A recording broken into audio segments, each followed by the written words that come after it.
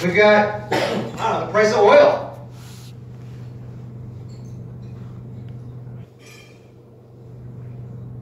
Many things going on. And this is all external, right? So we've been talking a little bit about supply chain in the context of coordinating the functions internal to the company, right? Which is important. But if I'm an MD or a CEO, I'm looking outside the company as well. And how do I get my management team to rally around things that are going on external? I mean, what does this do? Complexity.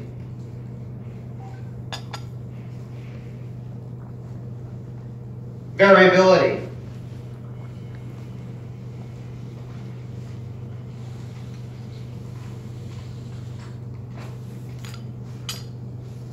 Uncertainty.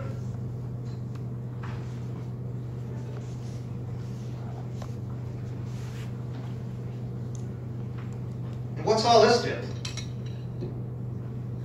Produces risk, right? We just heard a presentation on risk.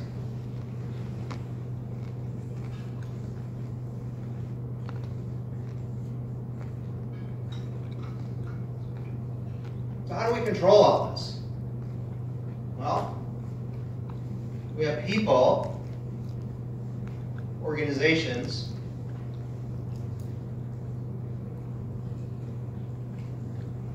okay, we have processes to help control this. Process. And also this thing that's like exploding and changing in a step change in our lifetime right now, information technology. How do we use that? Look, it's complicated, huh? Who can figure all this out?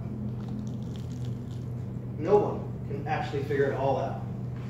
The only thing we can hope to do is figure it out better than the other guy. We don't have to be perfect, just better than that guy or that company. Right? So, what's our best chance of doing that? Well, working with something called S&OP. Can a show of hands of maybe people that have worked with sales and operations planning before?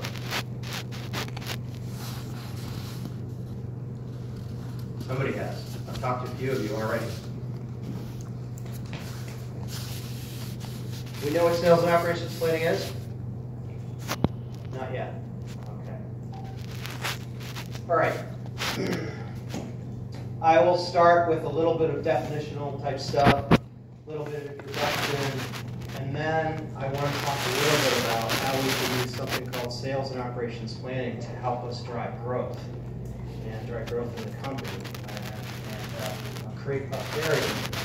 So we'll talk about structuring S&OP design, and I'll spend a little bit more time on the design.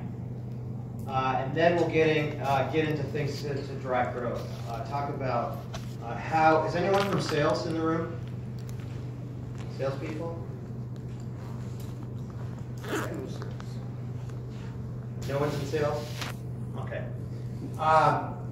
That is the typical case when you come to a supply chain conference. Because it's about supply chain. I don't know. My job's to sell. I don't care. They just do it. You know, I just want the product when I want it. And I want more than we probably need just in case my customer needs. So it's typical we have a lot of salespeople here. But I want to talk about getting sales input and getting them on board with this. Because you know what? We don't have sales. Guess what? We don't have a company. So I'll talk again about sales on board.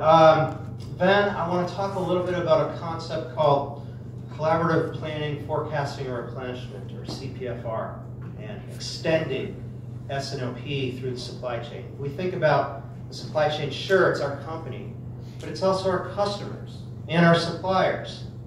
All right, so one of the things going on right now in S&OP is extending the collaborative process to our trading partners. So we talk a little bit about that.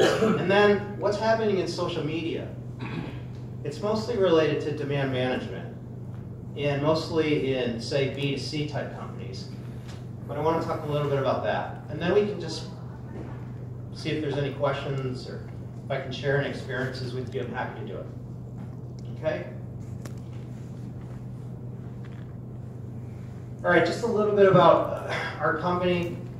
There's 3 of us. We've been at it in management consulting between 20 and 25 years all over the world. And founded this company in 2009. We've got a couple of offices in the United States. Thinking about one over here in Asia, depending on things go. I seem to be here more and more all the time. I was in Hong Kong last week, and I'll be in Malaysia next week, I think. Still trying to work that out a little bit. But anyway, we work obviously in sales and operations planning, and also supply chain, the processes below S&OP, as I'll talk about. We've got training and coaching, we've got consulting, and we're also working with software companies. We're not a software company. I don't care which tool it is, as long as it's a tool that works for you. And my question is always, why do we need a tool? What about the tools you have? Can't we better use those?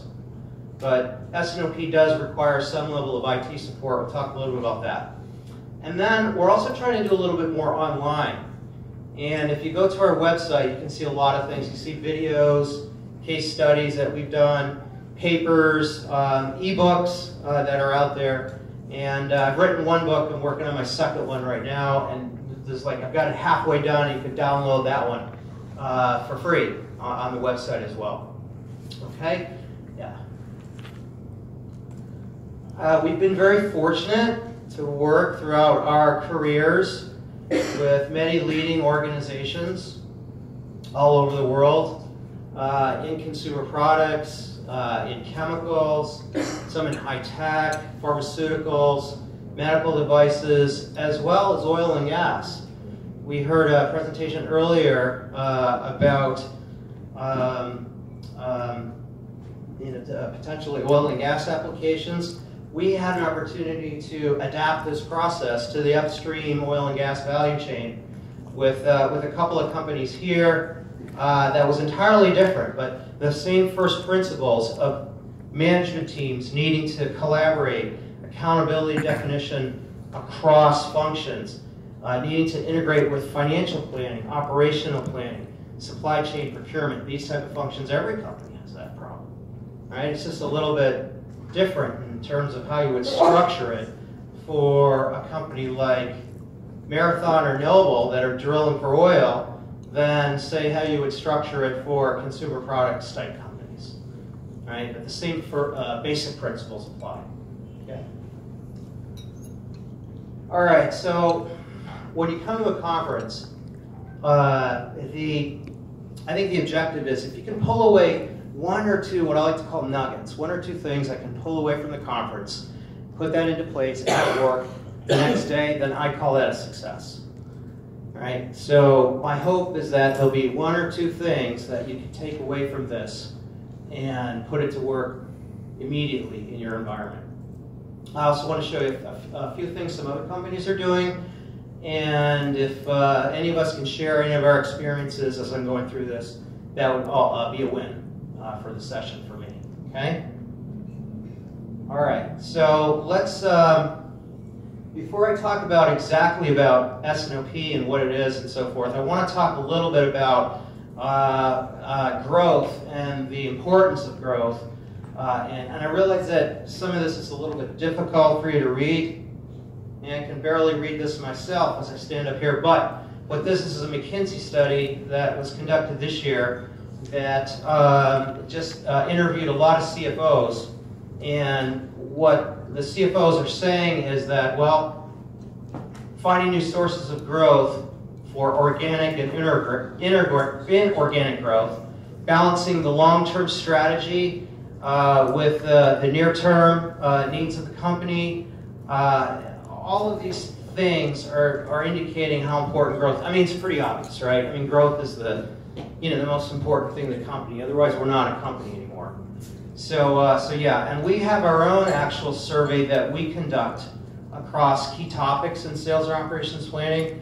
And this one popped up in the last one. It's like, well, where are the benefits really coming from S&OP? So, the typical ones, right, are on the cost side, right? So, or on the cost of capital side, like, things like inventory, improved production, some improved margins, which is good. But I was really good to see this top line, because it's really like, okay, well, because we're doing something that historically has been more operationally focused and more internally focused to promote our own efficiencies within the company, it's actually now driving sales, is what people said in our survey, so that's good.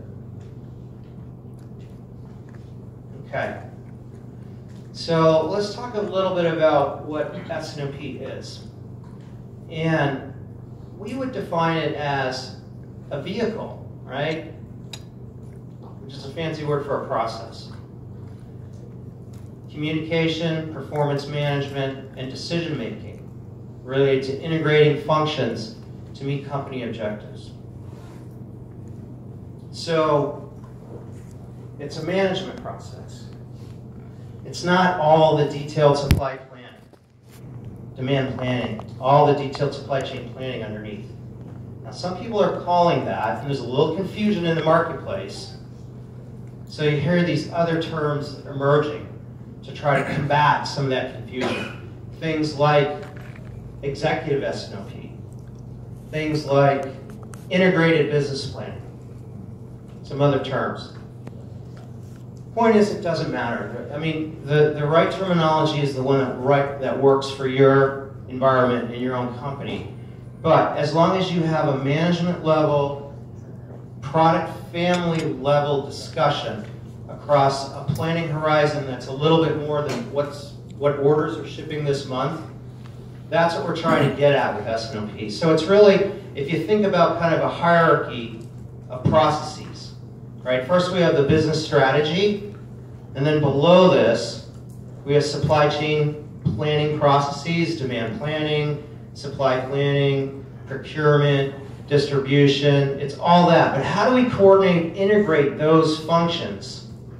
Well, it's something called S&OP that kind of sits between this longer term thing and what we're doing on a day-to-day basis. Now, underneath that, you have an organization, and you have IT, and you have maybe different kinds of IT. So I've indicated a few different things here. So, some characteristics and benefits that you can get from S&OP would be a cross-functional alignment of planning decisions aligned to the strategy, to operate, what I like to say, to operationalize or to implement the strategy. You have one set of consistent plans used throughout the organization. A lot of times organizations, okay, so sales has a plan, finance has the budget, they think that's the plan. Manufacturing, they're like, well, the salesperson didn't really give me any input, or I don't believe the input. So, we're going to build this. And maybe we want to build more because, I like unit costs to go down. Because that makes me look good. If I have lower manufacturing costs, then I don't get outsourced, or then they don't use that plant, they don't use that other plant in another country.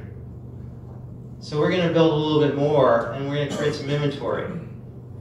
Okay, that might be good for manufacturing, but it's not too good for the company, right? Anyway, so the idea is to have one set of consistent plans. We want this to be senior management led.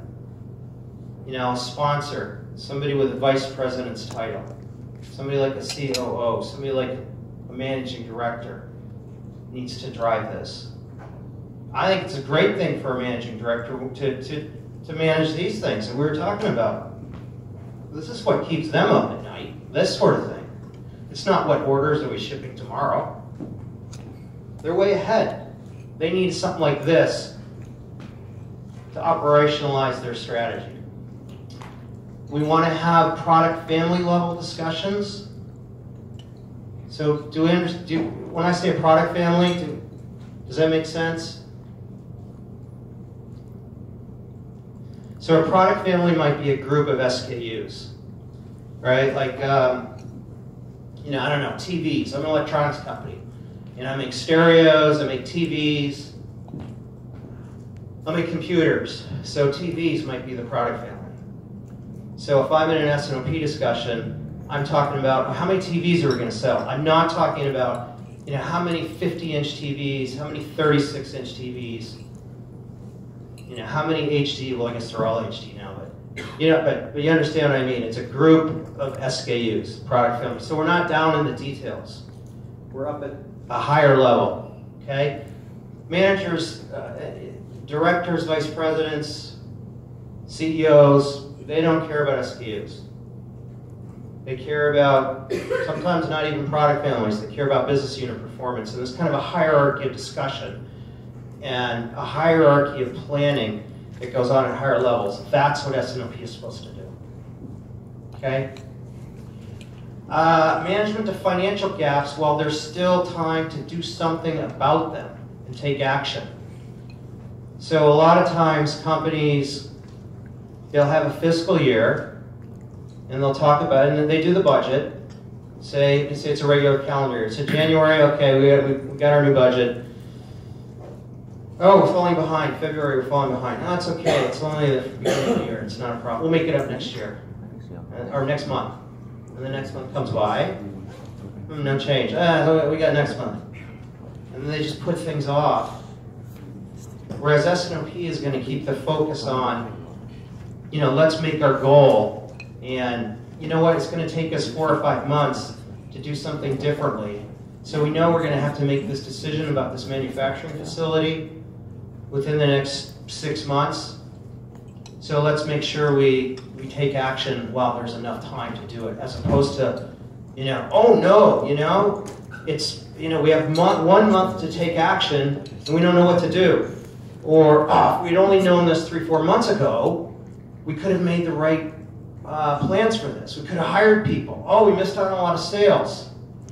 Now it's going to take us 3 months to hire people or to put a new shift on, and now all of a sudden we lost a customer. That's the sort of thing we want to avoid. That's the sort of thing that S&OP can help us avoid.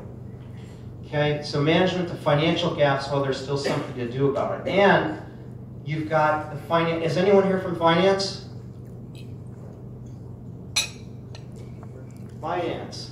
Okay, good. At least we have one person here from finance. I know there's a couple others, probably just are hiding. I'll find you.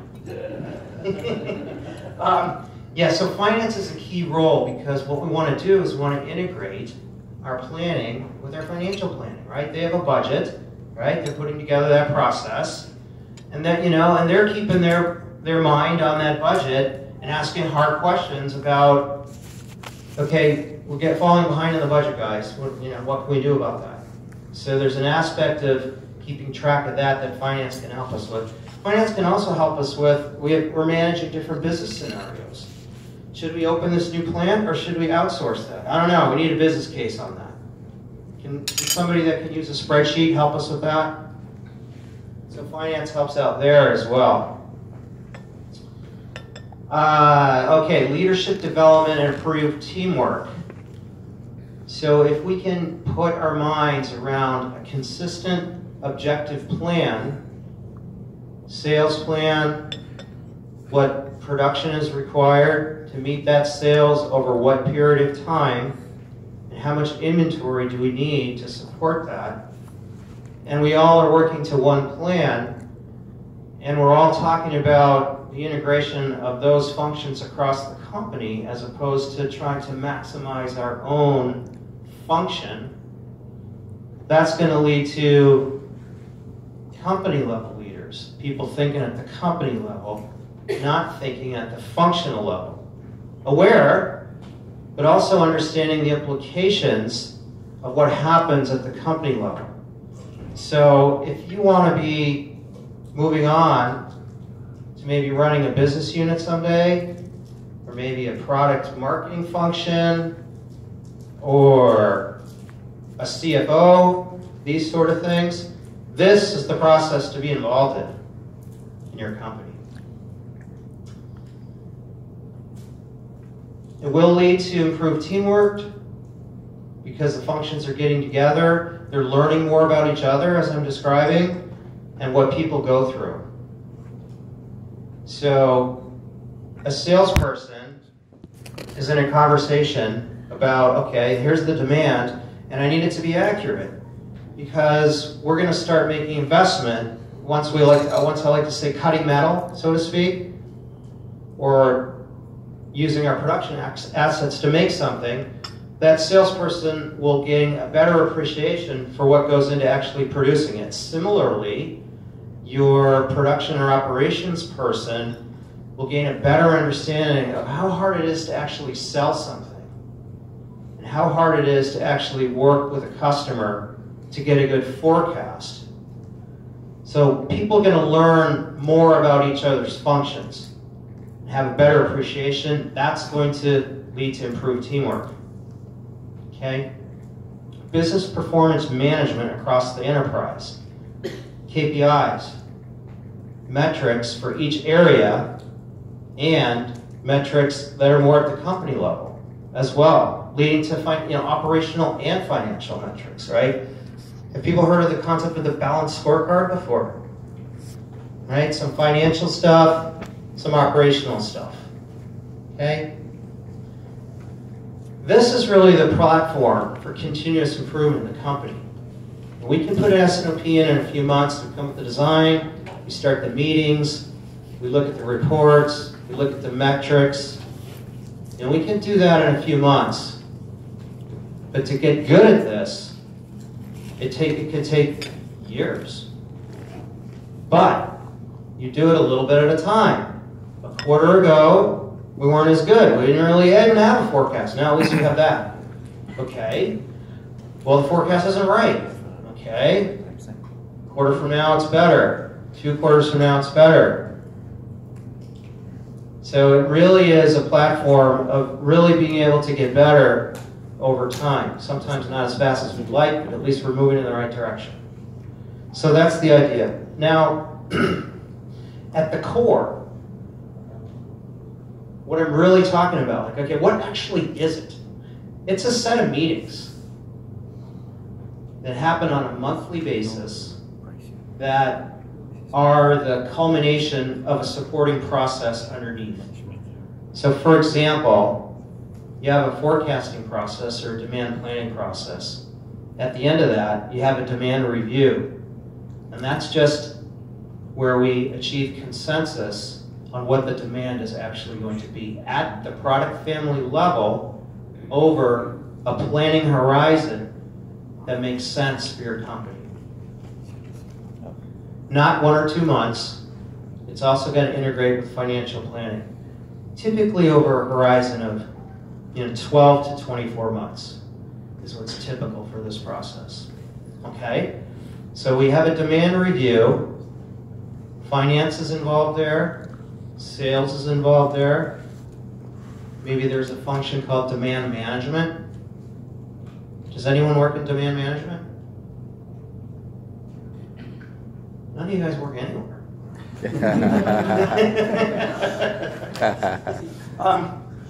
Yeah, no, I'm sure some of you are involved in demand review and demand management and putting a forecast together.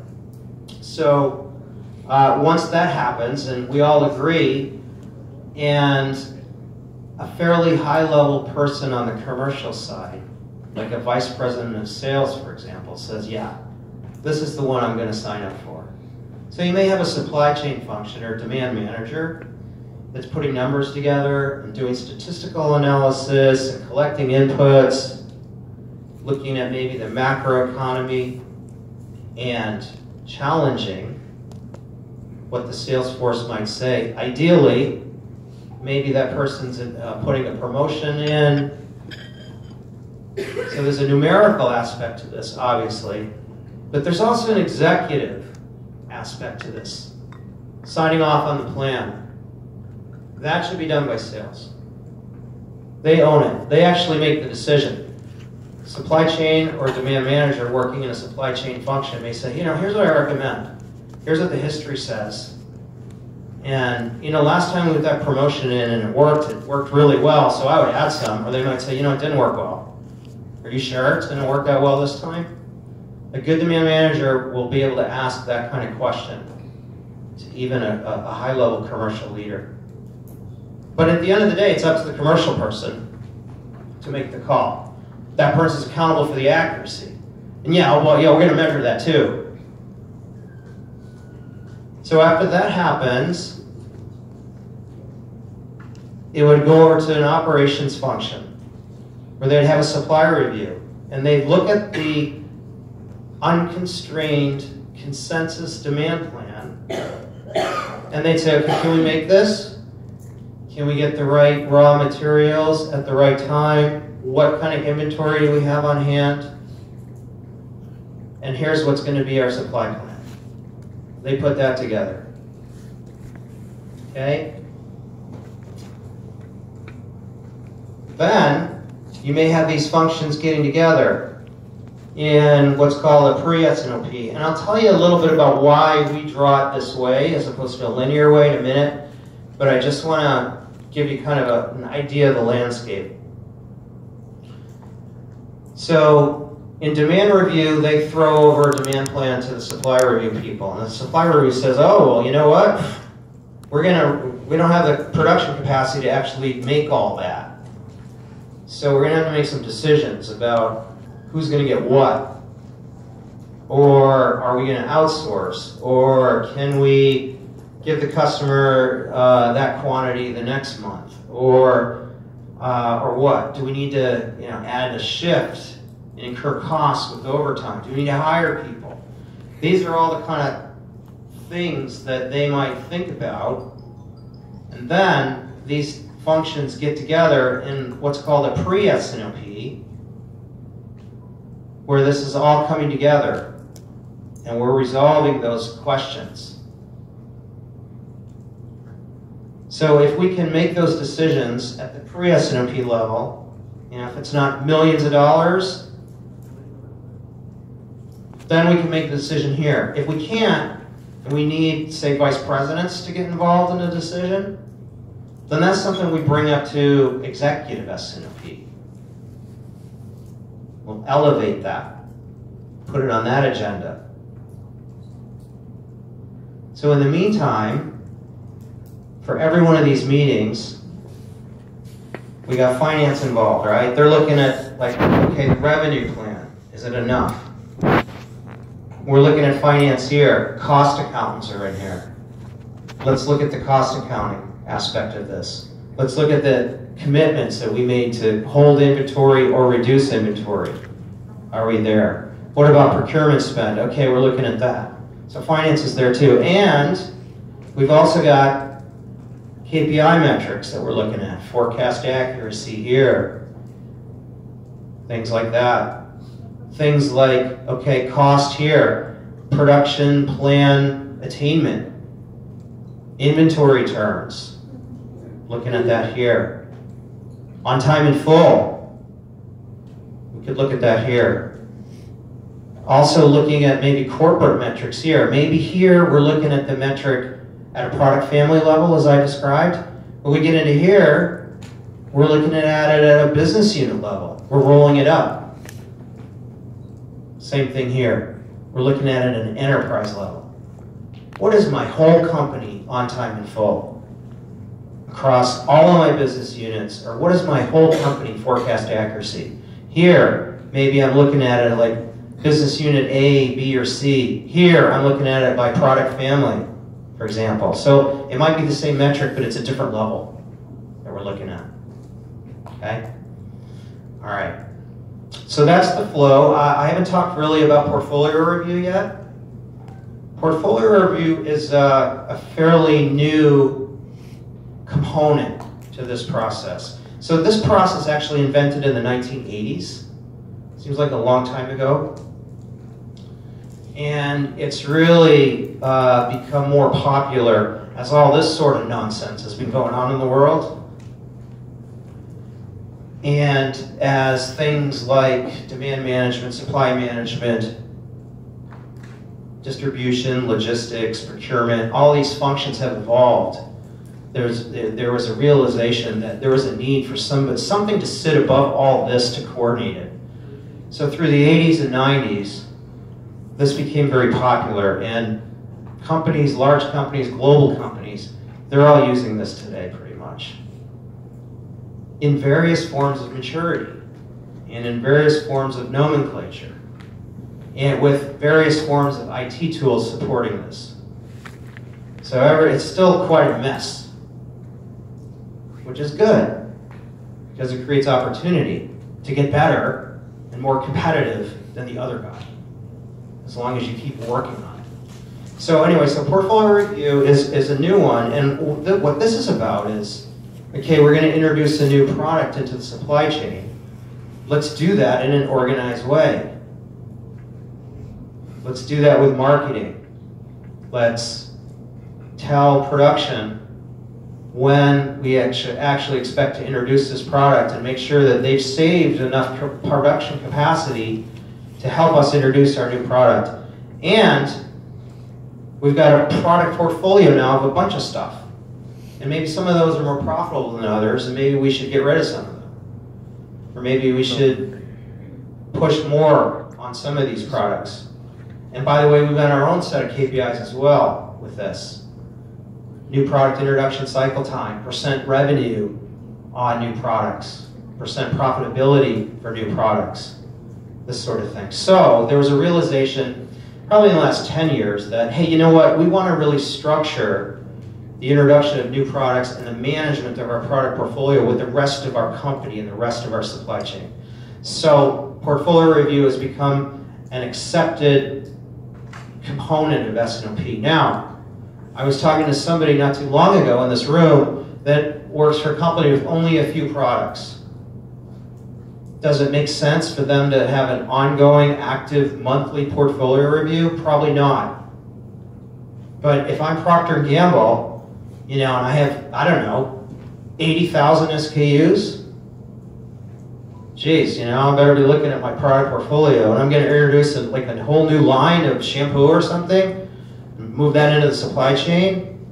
Yeah, I have that. A company like that has that. Okay.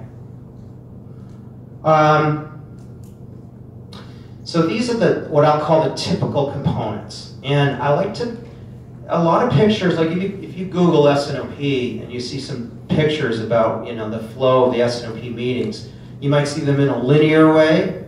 And strictly speaking, if you look at one single month, that's true. First, we have portfolio review and maybe the first week. And we have demand review in the first week. And the second week, we've got supply review. And the third week, we get together in pre-S&OP and we manage the imbalances between the two. And then the fourth week, we have executive S&OP. So that's kind of the typical flow. I like to draw it like this because it's really kind of pre-S&OP that's knitting all these things or integrating these components together. And it's really an ongoing process because once we have a demand review and then we move that to supply review,